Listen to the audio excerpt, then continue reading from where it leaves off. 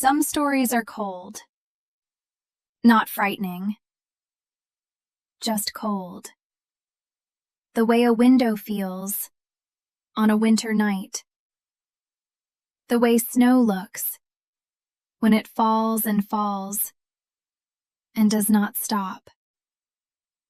Tonight, I want to tell you a story from Japan.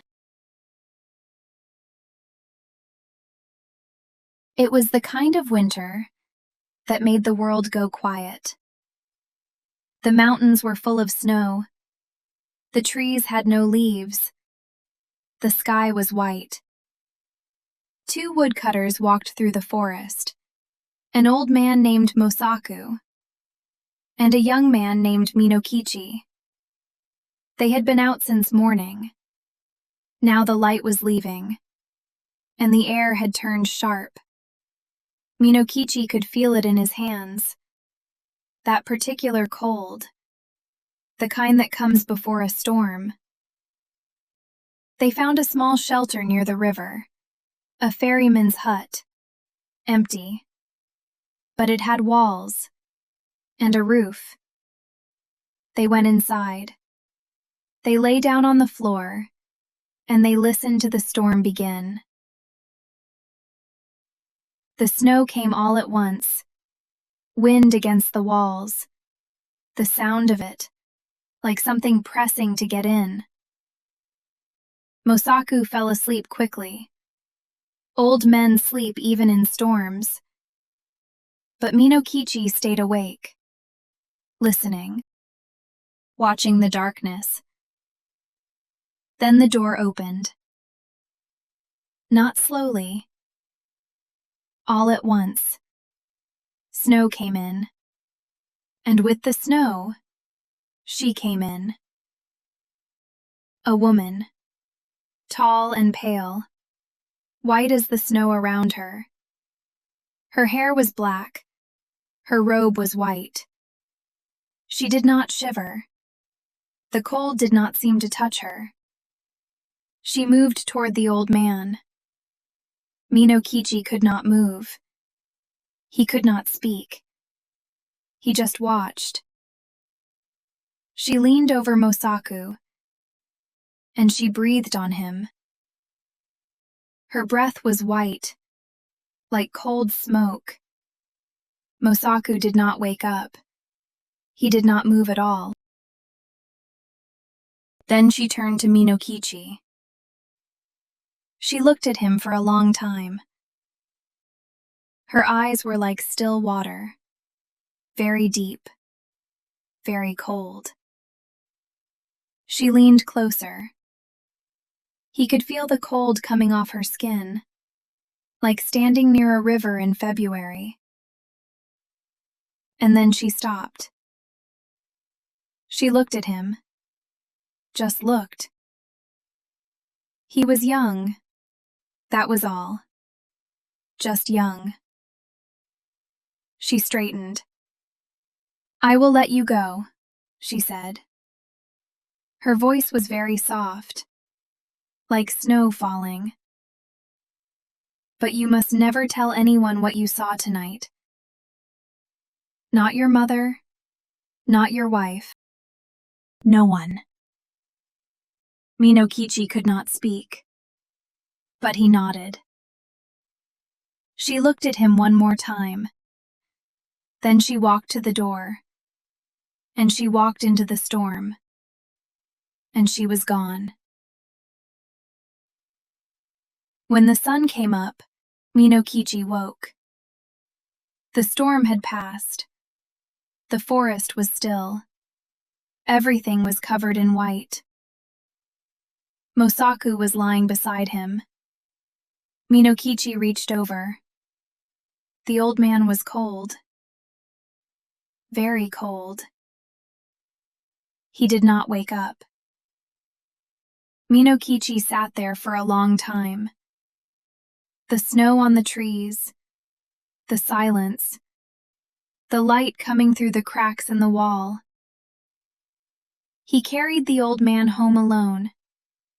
He told people that Mosaku had frozen in the night, that the storm had been very bad, that he was lucky to have survived. He did not tell them anything else. Time passed. Winter came. Spring came. Summer. Autumn. Minokichi went back to the forest every day. He cut wood. He came home. The woman in the snow stayed in the back of his mind, like a dream you cannot quite remember, but cannot quite forget. Then one evening, on his way home, he met a woman on the road.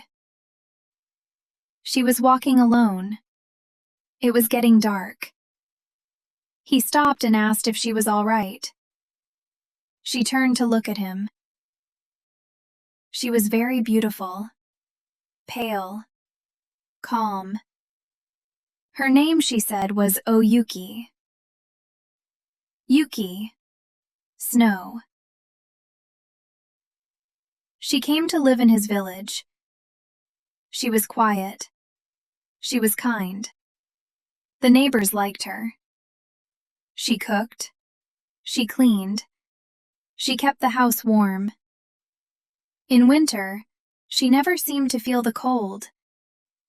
Minokichi noticed, but he said nothing. They had children. 3. Then more. The children were all very fair, very quiet, with their mother's eyes.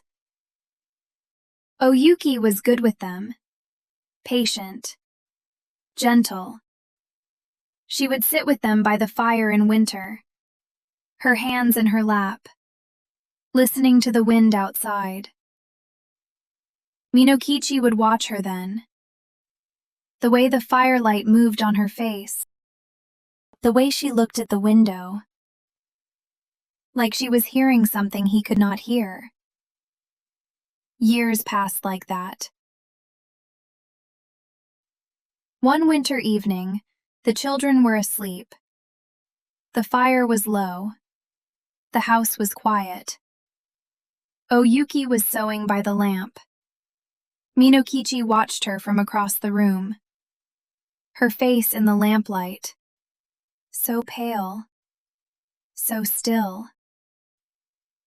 He thought of the night in the forest. He had not thought of it in a long time. But now, looking at her, something moved in him. He said, quietly, almost to himself, "You remind me of someone I saw once. Long ago. The night of the great storm." O-Yuki looked up from her sewing. She did not say anything. "There was a woman," he said. "I was very young. She looked like you." The room was very still. O-Yuki set down her sewing. She looked at him, really looked at him. And he knew. The moment he saw her face, he knew. She stood. The lamplight flickered. "I told you," she said. Her voice was the same, soft, like snow falling. "I told you never to speak of it." Minokichi did not move. She walked toward him slowly. He could feel the cold. The same cold.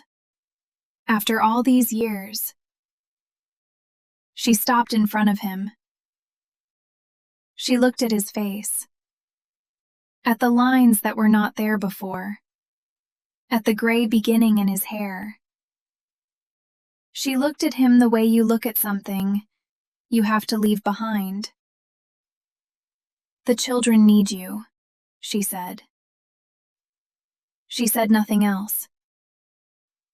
She did not cry. She did not shout. She walked to the door. She opened it. The night air came in. Cold. Very cold. She stepped outside. And the cold came with her. And the dark came with her. And the snow came. And she was gone. Minokichi stood at the open door. The snow was falling, soft and steady, the way it always does. He looked out into it for a long time. The forest, the white fields, the dark sky above. Nothing moved. He closed the door. The children were still sleeping. He sat down by the fire. He did not sleep that night. The story of Yuki-onna has been told in Japan for hundreds of years.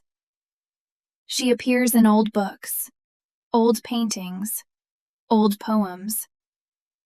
Always the same. Pale, beautiful, impossible to hold. She is not evil. She is winter. And winter, in Japan, is something people have always understood to be beautiful and dangerous, and not ours to keep. I hope that story stayed with you gently. Some things cannot be held. Some things were never meant to stay. Let the snow fall outside your window tonight. Or imagine it. Soft and quiet and cold. Good night.